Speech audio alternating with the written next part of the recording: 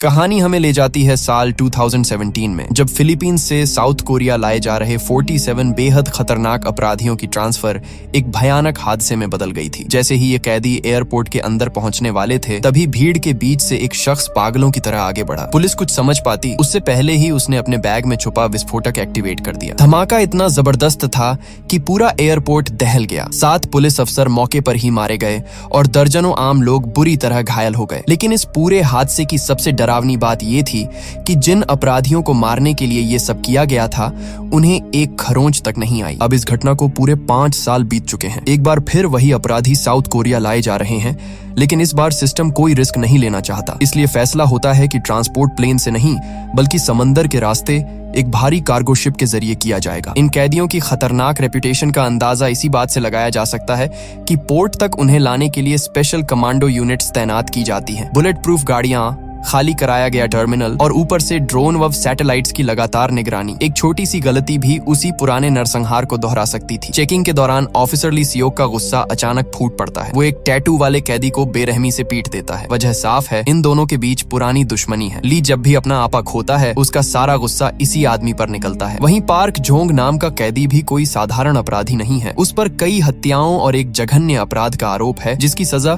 अब उसे कोरिया में मिलने वाली है। इसी बीच कैमरा एक और कैदी पर जाता है, जो देखने में शांत, मासूम और बिल्कुल हार्मलेस लगता है। लेकिन सच्चाई ये है कि यही शख्स इन सब में सबसे ज्यादा खतरनाक है। उसकी चुप्पी ही उसकी सबसे बड़ी ताकत है। उधर एक डॉक्टर अपनी नर्स के साथ पोर्ट पर पहुंचता है। दोनों को इसी शिप के साथ कोरिया जाना है, लेकिन उनका असली मकसद अभी किसी को नहीं पता। इसी समय ऑपरेशन का मास्टरमाइंड वूम कार्गो नेविगेशन हेडक्वार्टर में एंट्री करता है। उसके लोग कंट्रोल रूम में मौजूद सभी स्टाफ को बाहर निकाल देते हैं और पूरा सिस्टम अपने कब्जे में ले लेते हैं। अब हर स्क्रीन, हर रडार और हर सिग्नल उन्हीं के हाथ में है। आखिरकार सभी कैदियों को शिप के अंदर लॉक कर दिया जाता है। समुद्र के बीच पहुंचते ही ली सियोक सख्त चेतावनी देता है कि अब किसी भी तरह की हरकत की कोई गुंजाइश नहीं है। यहाँ से भागने का मतलब सीधा मौत है। लेकिन सवाल ये है, क्या ये सफर सच में इतना कंट्रोल में रहेगा, या समंदर के बीच एक बार फिर खून और तबाही लिखी जा चुकी है। जहाँ एक तरफ पूरे शिप पर तैनात अधिकारी अपनी अपनी ड्यूटी संभाल चुके थे, वहीं दूसरी तरफ वही डॉक्टर चुपचाप अपनी अगली चाल चल रहा था। वो इधर उधर नजर डालता है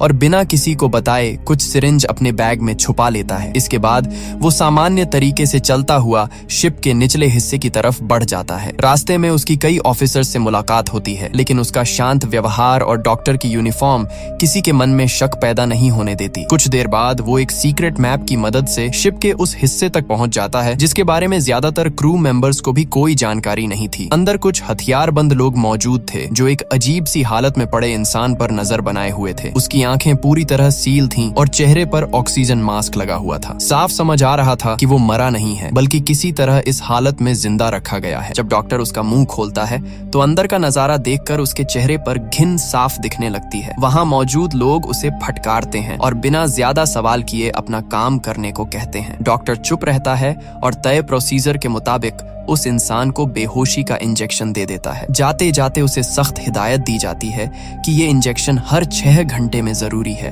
क्योंकि अगर जरा सी भी देर हुई तो ये जिंदा लाश काबू से बाहर हो सकती है। दूसरी ओर कैदियों को खाना दिया जा रहा था। खाने के डिब्बे मिलते ही ज्यादातर कैदी उस पर टूट पड़ते हैं, लेकिन पार्क जोंग अलग ही अंदाज में शांत बैठा रहता है। उसकी नजरें लगातार आसपास घूम रही थीं, जैसे वो किसी सही मौके का इंतजार कर रहा हो। तभी पता चलता है कि उसके मुंह के अंदर एक छोटा सा मेटल का टुकड़ा छुपा हुआ है, जिसे वो काफी समय से संभाल कर रखे हुए था। जैसे ही कुछ देर के लिए पुलिस वाले अपनी जगह से हटते हैं, पार्क मौका देखकर उस मेटल पीस को बाहर निकालता है और धीरे धीरे अपनी हथकड़ियों को ढीला करने लगता है। पास बैठा एक और कैदी ये सब देख लेता है और उसके चेहरे पर भी उम्मीद की हल्की सी चमक आ जाती है। उसे लगने लगता है कि शायद यहाँ से निकलने का रास्ता सच में मौजूद है। इसी दौरान शिप पर काम करने वाले कुछ लोग, जिन्हें किचन ड्यूटी दी गई थी, हरकत में आ जाते हैं। उनमें से एक आदमी कैदियों के लॉक खोल देता है और फिर अपने साथियों के साथ एक छुपे हुए कमरे में जाता है, जहाँ पहले से हथियार जमा करके रखे गए थे। जो भी हथियार उनके हाथ लगता है वो उठा लेते हैं और बिना आवाज किए आगे बढ़ते हैं। लेकिन किस्मत ज्यादा ज्यादा देर तक उनका साथ नहीं देती। गैलरी से गुजरते वक्त एक सूटकेस गलती से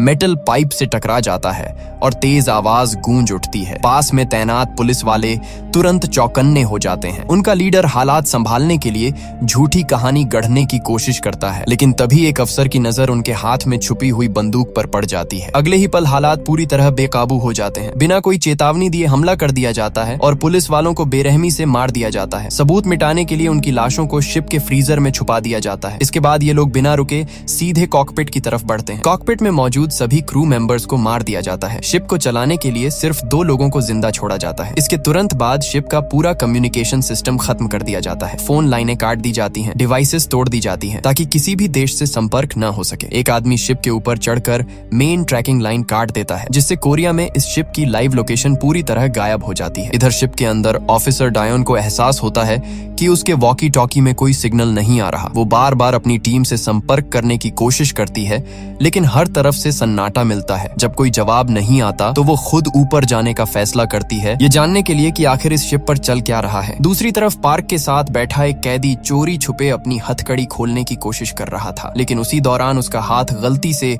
एक मेटल पाइप से टकरा गया और हल्की सी आवाज गूंज गई। आवाज सुनते ही पास में तैनात एक पुलिस अफसर तुरंत वहां पहुंच गया। उसने देखा कि एक कैदी का लॉक खुल चुका है और हालात समझते ही अलर्ट हो गया, लेकिन इससे पहले कि वो कुछ कर पाता, पार्क ने पीछे से अचानक हमला कर दिया। पार्क ने उसे संभलने का मौका तक नहीं दिया। कुछ ही पलों में उस अफसर को बुरी तरह घायल कर दिया गया और वहीं उसकी जान चली गई। इसके बाद हालात पूरी तरह बिगड़ जाते हैं। पार्क के बाकी साथी भी एक एक कर ऑफिसर्स पर टूट पड़ते हैं और सेल एरिया तक पहुंचते पहुंचते हर तरफ अफरा तफरी मच जाती है। चारों तरफ चीख पुकार और खून से भरा सन्नाटा फैल जाता है। पार्क अब पूरी तरह कंट्रोल में आ चुका था। वो साफ शब्दों में अपने लोगों को आदेश देता है कि कोई भी रास्ते में बचे नहीं। इस दौरान एक अफसर को वो खुद खत्म करता है और उसे तड़पते हुए देखता रहता है, जैसे उसे इस दर्द से अजीब सा सुकून मिल रहा हो। उधर ऑफिसर डायोन ली को ढूंढते हुए डेक तक पहुंच जाती है। तभी उसकी नजर ऊपर आते हुए डॉक्टर पर पड़ती है। वो तुरंत सवाल करती है कि डॉक्टर नीचे क्या कर रहा था। डॉक्टर थोड़ा घबरा जाता है और जवाब सोच ही रहा होता है कि तभी ली वहां पहुंच जाता है और बात वहीं रुक जाती है। उसी समय एक और ऑफिसर देख लेता है कि कोई आदमी शिप के ऊपर चढ़ रहा है और उसके हाथ में हथियार है। अब उन्हें पूरा यकीन हो जाता है कि शिप पर कुछ बहुत गलत हो चुका है। वो तेजी से केबिन की तरफ भागते हैं, लेकिन तब तक बहुत देर हो चुकी होती है। पार्क और उसके साथी सभी कैदियों को आजाद कर देते हैं। अब हालात ऐसे हो जाते हैं कि शिप पर सिर्फ पार्क का ही कानून चलता है। इसी बीच एक कैदी ज्यादा चालाक बनने की कोशिश करता है और बेहुदा बात बोल देता है, लेकिन पार्क बिना एक पल गंवाए उसे वहीं खत्म कर देता है। उसका साफ संदेश था कि यहाँ कोई भी उसकी मर्जी के खिलाफ नहीं जाएगा। थोड़ी देर बाद उस शांत और मासूम से दिखने वाले लड़के को भी आजाद किया जाता है। उसका नाम ली डॉयल था। पार्क उसे देखते ही पहचान लेता है और बताता है कि वो उसे पिछले 10 सालों से जानता है। पार्क बाकी कैदियों को चेतावनी देता है कि इस लड़के की शक्ल देखकर धोखा मत खाना। अगर उन्हें लगता है कि पार्क खतरनाक है तो ली डॉयल के बारे में जानकर उनकी रूह कांप जाएगी। ली डॉयल कहता है कि वो कोरिया पहुंचना चाहता है, लेकिन पार्क ठंडी आवाज में साफ कर देता है कि अब ये शिप कहीं नहीं जाएगा। अब जो भी होगा यहीं होगा, इसी समंदर के बीच। इन सब घटनाओं से बेखबर सियोक अपनी टीम के साथ जब कॉकपिट तक पहुंचता है तो सामने का नजारा देखकर सब सन्न रह जाते हैं। पूरा क्रू वहां बेसुध पड़ा था। माहौल में अजीब सा सन्नाटा था। इससे पहले कि कोई कुछ समझ पाता, कॉकपिट में छिपे लोगों ने अचानक फायरिंग शुरू कर दी। इस अचानक हमले में कुछ अफसर वहीं गिर जाते हैं, लेकिन सियोक, डायोन और कुछ बाकी लोग किसी तरह खुद को संभाल लेते हैं और कवर ले लेते हैं। हालात बेहद खराब हो चुके थे। तभी एक हमलावर एक क्रू मेंबर को पकड़कर उसे ढाल बना लेता है और धमकी देने लगता है। उसकी चाल काम करने ही वाली थी, लेकिन डायोन सही मौके पर आगे बढ़ती है और चालाकी से उसकी बंदूक छीन लेती है। मौका मिलते ही सियोक बिना वक्त गंवाए उसे खत्म कर देता है। पायलट बुरी तरह डरा हुआ था, लेकिन हिम्मत जुटाकर बताता है कि इंजन रूम में एक सैटेलाइट फोन रखा है जिससे अभी भी कोरिया से संपर्क किया जा सकता है। ये सुनते ही सियोक को उम्मीद की एक छोटी सी किरण नजर आती है। उधर गोलियों की आवाज सुनकर डॉक्टर का चेहरा उतर जाता है। वो नर्स से पूछता है कि क्या उसने भी बाहर से फायरिंग की आवाज सुनी है, लेकिन नर्स शराब के नशे में थी और उसे लगा डॉक्टर मजाक कर रहा है। वो हंसते हुए कहती है कि वो जाकर देख लेगी। डॉक्टर तुरंत उसे रोक लेता है, दरवाजा बंद करता है और कमरे को अंदर से लॉक कर देता है। इस वक्त शिप पर हालात ऐसे बन चुके थे कि पुलिस को लग रहा था कि कैदी ही सबसे बड़ा खतरा है और कैदियों को लग रहा था कि पुलिस उनकी जान के पीछे पड़ी है। लेकिन किसी को भी ये अंदाजा नहीं था कि असली खतरा तो नीचे शिप के सबसे गहरे हिस्से में जाग चुका है। समय पर दवा न मिलने की वजह से वो इंसान जिसे सब मरा हुआ समझ रहे थे अब फिर से हरकत करने लगा था। इसी दौरान पार्क अपने लोगों के साथ इंजन रूम की तरफ बढ़ता है। रास्ते में जो भी उनके सामने आता है वो उसे रोकने की जरूरत तक नहीं समझते। इंजन रूम में पहुंचकर वो वहां मौजूद बचे हुए लोगों को काबू में कर लेते हैं और सबसे पहले सैटेलाइट फोन को पूरी तरह नष्ट कर देते हैं। अब शिप का बाहरी दुनिया से कोई संपर्क नहीं बचता। चीफ इंजीनियर डरते हुए कहता है कि उसके बिना ये शिप आगे नहीं बढ़ सकती। उसकी बात सुनकर कैदी ठाका लगाते हैं। उनका मकसद शिप चलाना था ही नहीं। वो कहते हैं कि यही बात उसके बाकी साथी भी कह चुके थे। पार्क आगे बढ़ता है लेकिन तभी ली बीच में आकर उसे रोक देता है और साफ कहता है कि अब बहुत हो चुका है। दोनों के बीच टकराव होने ही वाला होता है कि तभी सियोक अपनी बची हुई टीम के साथ वहां पहुंच जाता है और उन्हें चारों तरफ से घेर लेता है। इंजीनियर घबराकर चिल्लाता है कि यहाँ गोली न चलाई जाए, लेकिन हालात अब किसी के कंट्रोल में नहीं थे। पार्क चाहता था कि वो सियोक को खुद अपने हाथों से खत्म करे, लेकिन हैरानी की बात ये थी कि निहत्था होने के बावजूद सियोक की आंखों में डर का नाम तक नहीं था। अगले ही पल दोनों तरफ से जबरदस्त हाथापाई शुरू हो जाती है। पूरा इंजन रूम अफरा तफरी में बदल जाता है। इसी बीच एक आदमी मौका देखकर भागने की कोशिश करता है, लेकिन तभी वो चीज उसके सामने आ खड़ी होती है जिसे सब अब तक सिर्फ एक अफवाह समझ रहे थे। अगला ही पल सबकी सांसें थम जाती हैं। जिसे वो मरा हुआ समझ रहे थे वो अब उनके सामने खड़ा था और अब लड़ाई पुलिस बनाम कैदी की नहीं रही थी। अब सबकी नजरें सिर्फ उसी एक खौफनाक सच पर टिकी थीं। अल्फा एक पल के लिए सबको गौर से देखता है, जैसे किसी मशीन की तरह हर इंसान को स्कैन कर रहा हो। फिर वो आगे बढ़ता है और हमला शुरू कर देता है। उसकी हर मूवमेंट इतनी सटीक और बेरहम थी कि ऐसा लग रहा था जैसे उसे सिर्फ एक ही काम के लिए बनाया गया हो, तबाही मचाने के लिए। फर्क बस इतना था कि उसे ये नहीं बताया गया था कि किसे छोड़ना है। उसकी ताकत इंसानी समझ से बाहर थी। वो किसी को पकड़ता और अगले ही पल वो इंसान बेहोश होकर जमीन पर गिर जाता। पूरे इंजन रूम में खौफ फैल चुका था। लोग कांप रहे थे, कोई भागने की हिम्मत तक नहीं कर पा रहा था। लेकिन इसी बीच ली पर कैमरा जाता है। हैरानी की बात ये थी कि उसकी आंखों में डर बिल्कुल नहीं था। वहीं सियोक जब अल्फा पर हमला करने की कोशिश करता है तो अल्फा उसे आसानी से पीछे फेंक देता है। पार्क उसे रोकने के लिए लगातार फायरिंग करता है, लेकिन गोलियों का उस पर कोई असर नहीं होता। उल्टा जो भी चोट लगती है वो कुछ ही सेकंड में भर जाती है। अब साफ हो चुका था कि उसे मारना इतना आसान नहीं है। बाकी लोग किसी तरह जान बचाकर भाग निकलते हैं, लेकिन अल्फा की नजर सिर्फ पार्क पर टिकी होती है। वो उसका पीछा करता है। दोनों आमने सामने खड़े होते हैं। पार्क अब भी यही समझ रहा था कि वो इस लड़ाई को जीत सकता है, लेकिन उसे अंदाजा नहीं था कि वो किससे टकरा रहा है। कुछ ही पलों में पार्क पूरी तरह बेबस हो जाता है। अल्फा का हमला इतना भारी था कि पार्क को संभलने का मौका तक नहीं मिलता। कुछ ही देर में उसका आतंक वहीं खत्म हो जाता है। अब शिप पूरी तरह बेकाबू हो चुका था। उसे चलाने वाला कोई नहीं बचा था और तभी पूरे शिप में वार्निंग सायरन गूंजने लगते हैं। अफरा तफरी मच जाती है। इसी बीच अल्फा सियोक को पकड़ लेता है। हालात ऐसे थे कि उसकी जान जाने ही वाली थी, लेकिन ठीक उसी वक्त ली बीच में कूद पड़ता है और किसी तरह उसे छुड़ा लेता है। डायोन अल्फा को रोकने के लिए फायरिंग करती है, लेकिन उसकी बॉडी इतनी तेजी से रिकवर कर रही थी कि गोलियों का कोई असर नहीं हो रहा था। उसका वजन और ताकत इतनी ज्यादा थी कि उसे हिलाना भी नामुमकिन लग रहा था। किसी तरह पीछे हटते हुए ली एक भारी लोहे का गेट बंद करने की कोशिश करता है। अल्फा पूरी ताकत से उसे रोकने की कोशिश करता है। कुछ सेकंड तक दोनों तरफ जबरदस्त टकराव होता है। आखिरी पल में हिम्मत जुटाकर वो लोग उसे पीछे धकेलते हैं और गेट किसी तरह बंद हो जाता है। दूसरी तरफ वूंग एक सैटेलाइट सिस्टम की मदद से उस शिप को समुद्र के बीच ट्रैक कर लेता है। सामने आई तस्वीरें देखकर उसे तुरंत एहसास हो जाता है कि शिप पर कुछ बहुत गलत हो चुका है। उसके हिसाब से अब तक कैदी शिप पर कब्जा कर चुके थे। वूंग लगातार आ रही एक कॉल को इग्नोर कर रहा था, लेकिन हालात ऐसे हो जाते हैं कि उसे फोन उठाना ही पड़ता है। दूसरी तरफ उसका बॉस गुस्से में साफ आदेश देता है कि उसे उस शिप पर जाकर अल्फा को वापस लाना है। वोंग उसे समझाने की कोशिश करता है कि यह मिशन बेहद खतरनाक है, लेकिन उसकी बात सुनकर बॉस और भड़क जाता है। फोन कटते ही कैमरा वोंग की छाती पर जाता है, जहाँ एक टैटू नजर आता है। बिल्कुल वही टैटू जो अल्फा के शरीर पर भी था। यहीं पर एक बड़ा सच सामने आता है, अल्फा अकेला नहीं था। गुस्से में वोंग पास खड़े एक बिजली के खंभे पर जोरदार मुक्का मारता है। खंभा हिल जाता है। उसी पल साफ हो जाता है कि वोंग भी कोई आम इंसान नहीं था। अब सवाल ये नहीं था कि अल्फा को कौन रोकेगा, सवाल ये था कि जब ऐसे और भी लोग मौजूद हैं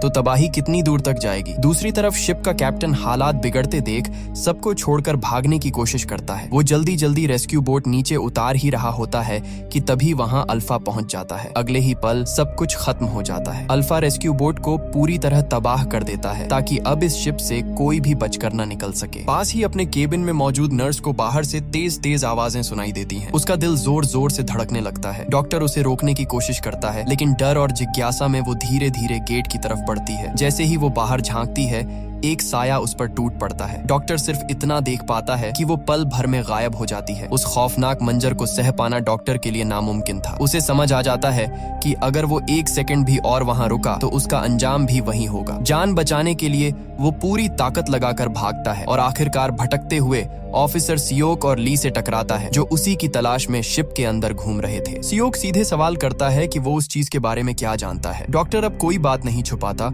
और पूरी सच्चाई बता देता है। वो बताता है कि प्रोजेक्ट अल्फा एक गैर कानूनी एक्सपेरिमेंट था, जिसे इयोनन जेनेटिक्स नाम की एक फार्मा कंपनी चला रही थी। बाहर की दुनिया को ये कंपनी ऐसी दवाइयों के लिए जानी जाती थी जो इंसान को लंबे समय तक जवान रखने का दावा करती थी, लेकिन पर्दे के पीछे वही लोग सुपर ह्यूमन वेपन तैयार कर रहे थे। डॉक्टर बताता है कि अल्फा को रोकना आसान नहीं है और सब लोग बुरी तरह घायल हैं, लेकिन उसकी फर्स्ट एड किट बेसमेंट में ही छूट गई है। सियोक फैसला करता है कि डॉक्टर और बाकी लोग नीचे जाएं, जबकि वो खुद देखने जाता है कि कहीं और कोई जिंदा तो नहीं बचा। इसी बीच शिप के एक और हिस्से में कुछ फीमेल प्रिजनर्स बड़ी चालाकी से अपनी निगरानी कर रही ऑफिसर को काबू में कर चुकी थीं। बाहर 2 कैदी पहरा दे रहे थे, तभी अचानक गेट पर जोरदार धमाका होता है। इससे पहले कि कोई प्रतिक्रिया देता, गेट टूटकर अंदर गिर जाता है। अगले ही पल वहां अल्फा खड़ा होता है। जो भी उसके सामने आता है उसे संभलने का मौका तक नहीं मिलता। वहां मची अफरा तफरी में कुछ लोग भाग निकलते हैं और जो नहीं भाग पाते उनका अंजाम बहुत बुरा होता है। उधर डॉक्टर, ली और बाकी लोग बेसमेंट तक पहुंच चुके थे। वहां का नजारा देखकर ली एक पल के लिए रुक जाता है। जिन गार्ड्स को अल्फा पर नजर रखने की जिम्मेदारी दी गई थी वो सब वहां पड़े थे। चारों तरफ तबाही के निशान साफ दिख रहे थे। डॉक्टर को राहत मिलती है जब उसे अपनी फर्स्ट एड किट वहीं मिल जाती है। वो तुरंत एक घायल बूढ़े कैदी का इलाज शुरू कर देता है। ली भी बुरी तरह जख्मी था, लेकिन अजीब बात ये थी कि वो अपने घाव किसी से छुपाने की कोशिश कर रहा था, जैसे वो नहीं चाहता हो कि कोई उसकी हालत समझ पाए। शिप पर अब साफ हो चुका था कि हालात इंसानों के हाथ से निकल चुके हैं। अब सवाल सिर्फ बचने का नहीं था, सवाल ये था कि इस तबाही को रोकेगा कौन। इसी दौरान डायोनन के हाथ एक सीक्रेट फाइल लगती है। फाइल के कवर पर लिखा था कि इसमें 1943 के कुछ सोल्जर्स का रिकॉर्ड है। जैसे ही वह पन्ने पलटती है, उसकी नजर एक पुरानी तस्वीर पर टिक जाती है। उसे देखते ही उसका चेहरा सख्त हो जाता है। ये वही शख्स था जिसने इस शिप पर तबाही मचाई हुई थी। डायोनन आगे बढ़ती है और जो सामने आता है वो और भी डरावना था। उस आदमी का जन्म 1911 में हुआ था, यानी वह 100 साल से भी ज्यादा वक्त से जिंदा था। रिकॉर्ड बताता है कि 1943 में उसे जबरदस्ती जापानी आर्मी के लिए वर्ल्ड वॉर 2 में झोंक दिया गया। जंग के दौरान उसका एक हाथ चला गया और जैसे ही वह उनके किसी काम का नहीं रहा, उसे कैद कर लिया गया। यहीं से कहानी और भी अंधेरी हो जाती है। उस पर खतरनाक एक्सपेरिमेंट्स किए गए। डॉक्टर की नोट्स में साफ लिखा था कि इन टेस्ट्स के बाद सब्जेक्ट बेहद हिंसक हो जाता था और उसकी ताकत आम इंसान से कई गुना बढ़ जाती थी। जापानी सेना इन्हें एक जिंदा हथियार बनाना चाहती थी, लेकिन उन्होंने अंदाजा नहीं लगाया था कि वो किस हद तक गलत जा रहे हैं। अब हमें 1943 का फ्लैशबैक दिखाया जाता है। एक ऑपरेशन टेबल पर पड़ा हुआ अल्फा, उसका शरीर जख्मों से भरा हुआ था। चारों तरफ डॉक्टर थे, मशीनें थीं और एक अजीब सी खामोशी थी। जैसे ही ऑपरेशन खत्म हुआ, जापानी कमांडर और उसके सैनिकों ने तालियां बजाईं, लेकिन वही तालियां अल्फा के लिए ट्रिगर बन गईं। उसकी धड़कन तेज हुई और फिर उसने आंखें खोल दी। अगले कुछ ही पलों में वहां मौजूद हर इंसान मौत के सामने था। गोलियां चलीं, चीखें गूंजी, लेकिन किसी का कोई असर नहीं हुआ। सैनिकों को तब समझ आया कि उन्होंने एक इंसान नहीं बल्कि एक ऐसा दैत्य बना दिया है जिस पर किसी का कंट्रोल नहीं था। एक डॉक्टर ने उसे बंद करने की कोशिश की, लेकिन वो उसकी सबसे बड़ी गलती साबित हुई। इसके बाद अल्फा इस शिप तक कैसे पहुंचा, ये आज भी एक अनसुलझा राज ही था। वर्तमान में लौटते हैं। सियोक जब फीमेल प्रिजनर्स के सेल तक पहुंचता है तो वहां भी सिर्फ सन्नाटा और लाशें मिलती हैं। कुछ ऐसी हालत में थीं कि देखकर समझ आ जाता है कि उन्हें बचने का मौका तक नहीं मिला। उधर बचे हुए लोग जान बचाकर लिफ्ट में घुसते हैं। लिफ्ट नीचे जा ही रही होती है कि अचानक ऊपर से जोरदार झटका लगता है। अल्फा लिफ्ट पर कूद चुका था। एक झटके में केबल टूट जाती है और लिफ्ट हवा में अटक जाती है। लोहे की चादर उसके हाथों में कागज की तरफ फट जाती है। एक कैदी को वह पकड़ लेता है। सियोक दौड़ता हुआ आता है। वह एक फीमेल प्रिजनर को बाहर निकालने में कामयाब हो जाता है, लेकिन दूसरा कैदी पीछे रह जाता है। उसे भी पता था कि वो बच नहीं पाएगा, इसीलिए वह आखिरी दम तक अल्फा को रोकता है। कुछ ही सेकंड बाद लिफ्ट टूट जाती है और दोनों नीचे गिर जाते हैं। धमाके की आवाज पूरे शिप में गूंज जाती है। सियोक जब नीचे झांकता है तो हैरान रह जाता है। अल्फा अब भी जिंदा था। उसी वक्त वुंग अपनी टीम के साथ शिप पर पहुंच चुका था। लैंड करने से पहले उसके लोग खुद को सुपर सोल्जर सीरम इंजेक्ट करते हैं, जिससे उन्हें थोड़ी देर के लिए असामान्य ताकत मिल जाती है। इधर सियोक जान बचाकर किचन में घुसता है। वह दरवाजा बंद कर देता है और एक कैदी को फ्रीजर में छिपने को कहता है, लेकिन अल्फा को रोकना इतना आसान नहीं था। वह दरवाजा तोड़कर अंदर आ जाता है। गोलियां बेकार साबित होती हैं। सियोक पूरी ताकत से लड़ता है, चोट खाता है, गिरता है, फिर उठता है। उसके अंदर डर नहीं, सिर्फ जिद थी। लेकिन आखिरकार अल्फा का एक वार सब खत्म कर देता है। सियोक वहीं गिर जाता है। फ्रीजर के अंदर छिपी फीमेल प्रिजनर से गलती से आवाज निकल जाती है। अल्फा बाहर से ही रुक जाता है। वह शरीर की गर्मी महसूस करके शिकार ढूंढता था। लड़की सांस रोककर लाशों के बीच पड़ी रहती है। अल्फा उसके इतना करीब आ जाता है कि उसकी सांसें महसूस होने लगती हैं, लेकिन अंदर की ठंड उसकी जान बचा लेती है। उसी पल हेलीकॉप्टर की आवाज गूंजती है। अल्फा का ध्यान उधर चला जाता है और वो वहां से चला जाता है, लेकिन खतरा अभी टला नहीं था। वुंग जैसे ही शिप के अंदर कदम रखता है, उसके चेहरे पर हल्की सी मुस्कान आ जाती है। चारों तरफ लाशें बिखरी पड़ी थीं। ऐसा लग रहा था जैसे यहाँ कोई जंग नहीं बल्कि कत्लेआम हुआ हो। उसके सोल्जर्स एक एक डेक,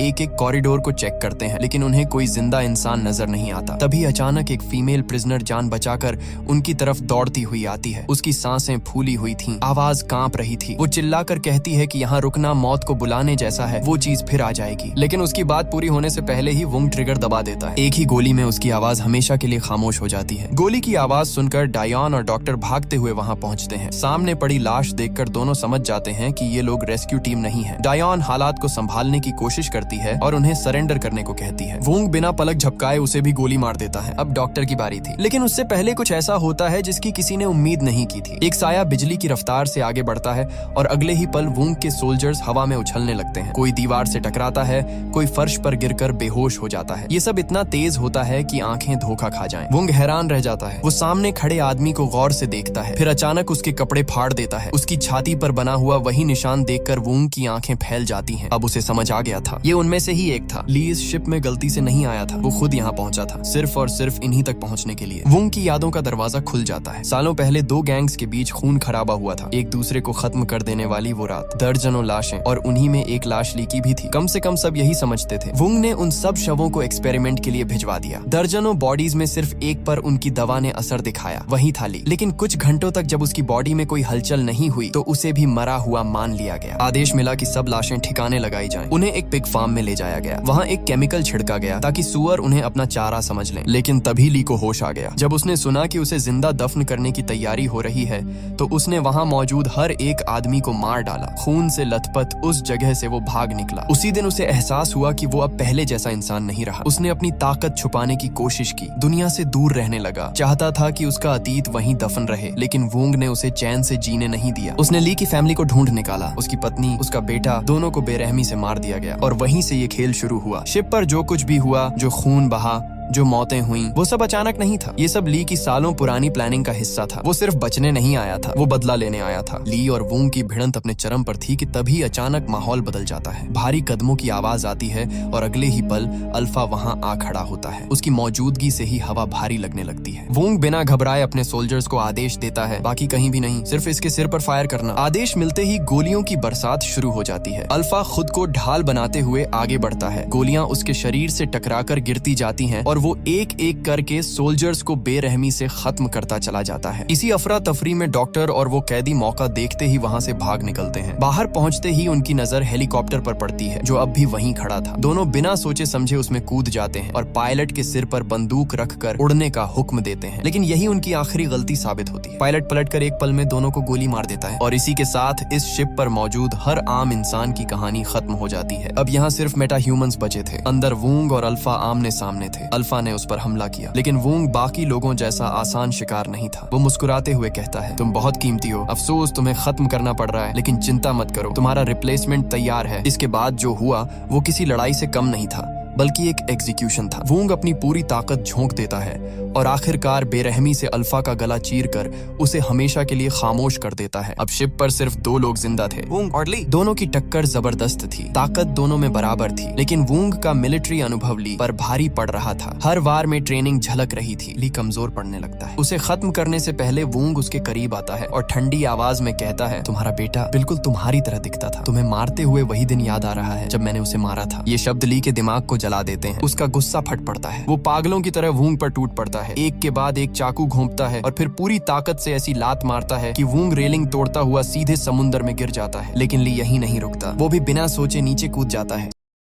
समुंदर की गहराई में वो तब तक वूंग को मारता रहता है जब तक उसकी सांसें पूरी तरह थम नहीं जाती। उस काली रात के बाद अगली सुबह सूरज उगता है। न्यूज चैनलों पर शिप में हुए इस खौफनाक कत्लेआम की खबर नेशनल हेडलाइन बन चुकी होती है। आखिरी सीन में हम वूंग के बॉस को देखते हैं जो एक नई फैसिलिटी में अपने अगले टेस्ट सब्जेक्ट का निरीक्षण कर रहा होता है। एक साइंटिस्ट घबराते हुए कहता है कि हालात बहुत खतरनाक हैं, प्रेशर जरूरत से ज्यादा है। बॉस हल्की मुस्कान के साथ जवाब देता है, डरो मत, सब कंट्रोल में है, हम कभी पकड़े नहीं जाएंगे। आखिरी सीन में हम वूंग के बॉस को देखते हैं जो एक गहरी सांस लेकर एक अंधेरी सेल में कदम रखता है। वहां चारों तरफ सन्नाटा है, लेकिन उसकी नजर तुरंत उस बच्चे पर पड़ती है जो एक कोने में कैद है। उस मासूम की आंखों में वही चमक है जो ली में हमेशा रहती थी। धीरे धीरे सच सामने आता है, वो बच्चा ली का बेटा था। वूंग ने उसे मारने की बजाय कैद में रखा था। क्यों? क्योंकि उसमें भी वही सुपर ह्यूमन पावर थी जो ली में जन्म से थी। ली को अब तक ये पता नहीं था। उसे हमेशा यही लगता रहा कि उसका बेटा मर चुका है। उसने अपने बेटे को खोया नहीं, बल्कि वूंग और उसके लोग उसे छुपाकर बड़े कर रहे थे। ये खुलासा उसकी आंखों में आग भर देता है। फिर अचानक समुद्र की तेज लहरें उसे बहा ले जाती हैं। ली खुद को पानी में पाता है